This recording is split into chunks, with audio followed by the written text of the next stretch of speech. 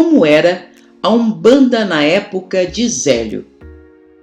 Hoje, começamos a lembrar que a Umbanda tomou a fisionomia que tem, com terreiros e gírias de caridade, bem assim como conhecemos, com a figura de Zélio Fernandino de Moraes, na famosa noite de 15 e 16 de novembro de 1908, no município atual de São Gonçalo, Rio de Janeiro.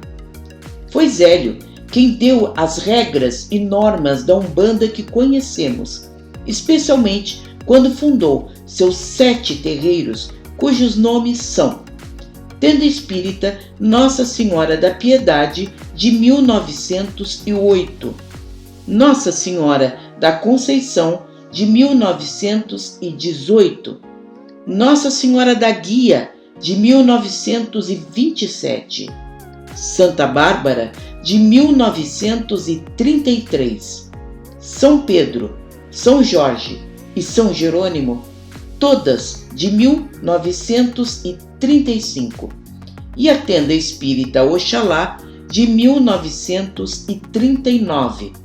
De fato, Zélio e sua tenda Nossa Senhora da Piedade geraram mais 7 terreiros, perfazendo um número total de 8 terreiros.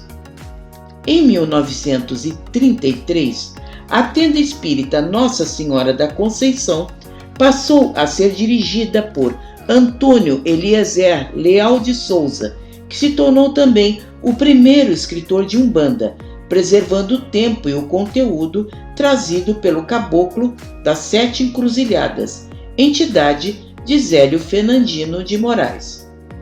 Leal de Souza nasceu em Santana do Livramento, Rio Grande do Sul, em 24 de dezembro de 1880.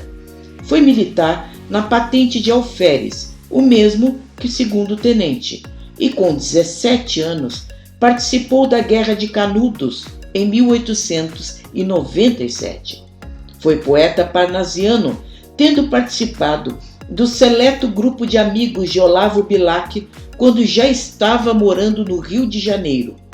No Rio, passou a dedicar-se ao jornalismo e aos estudos, tendo fundado e dirigido vários jornais, um deles, A Noite, em 1924, cuja série de artigos sobre espiritualidade deu origem ao livro No Mundo dos Espíritos. Leal de Souza era espírita, kardecista e muito culto, tendo sido palestrante no meio. Durante as reportagens do jornal A Noite, coletando informações, chegou ao terreiro de Zélio Fernandino de Moraes. À semelhança da doutrina espírita, Zélio dirigia sessões de desobsessão em mesas, cujos trabalhos deram uma forte impressão a Leal de Souza. 9 anos depois, ele se tornou dirigente de uma das terreiras de Zélio, a Nossa Senhora da Conceição. Em uma época de extrema repressão na Era Vargas, Leal de Souza escreveu seu livro mais importante, que retrata o pensamento e a ideia da Umbanda nesse tempo: o Espiritismo, a Magia e as 7 linhas de Umbanda. É dele que falaremos. Para diferenciar da macumba carioca, que já existia e é tão bem descrita por João do Rio em seu livro As Religiões no Rio, de 1904, Leal de Souza descreveu o termo linha branca de Umbanda e Demanda, ou apenas linha branca, para diferenciar dos demais cultos existentes, usado por Zélio Fernandino de Moraes em seus terreiros.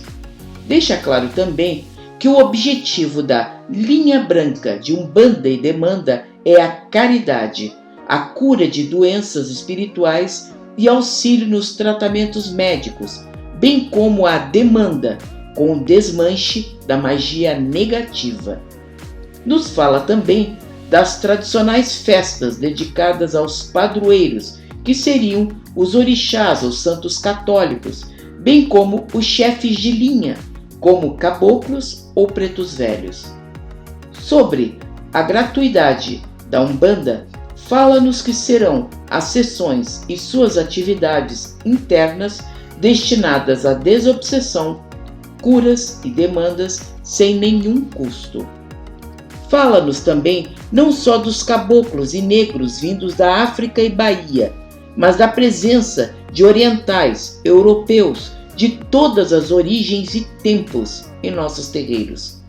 Deixa claro que as linhas de pretos velhos do Brasil seriam da Bahia, não sendo mencionadas outras linhas. Também trata como indispensáveis o uso das roupas brancas, ou no máximo claras, nos trabalhos, que a Umbanda terá nomes e gírias próprias usadas pelos seus adeptos, imagens cruzadas ou magnetizadas próprias a cada terreiro. Os médiuns estarão descalços ou com sapatos usados apenas dentro do terreiro. Atitudes como o não cruzamento de pernas e braços nos trabalhos e incorporações, guias e colares no pescoço, como proteções e dispersadores magnéticos em defesa dos médiuns, banho de ervas ou água do mar como limpeza fluídica de nossos corpos, a queima de ervas como limpeza de ambientes e atrativas conforme sua combinação, pontos cantados e riscados como elementos de firmação e chegada de entidades, ponteiros como firmadores magnéticos de grande valor nos trabalhos de Umbanda, o uso da pólvora ou fundanga como dispersador fluídico de excelência, o bloco de giz chamado pemba, usado para riscar os pontos.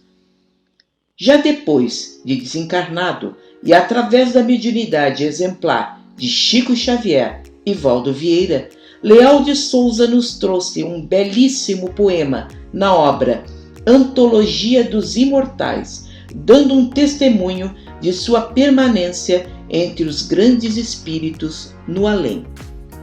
A obra de Leal de Souza não será resumida nesse vídeo, pois é uma obra riquíssima, indispensável às novas gerações de umbandistas que buscam verdadeiramente uma fonte mais pura de nossos fundamentos, ligados a Zélio e ao caboclo das 7 encruzilhadas.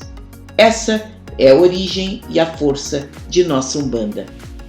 Gostou? Dê like, compartilhe em suas redes sociais. Muito obrigada por estar conosco.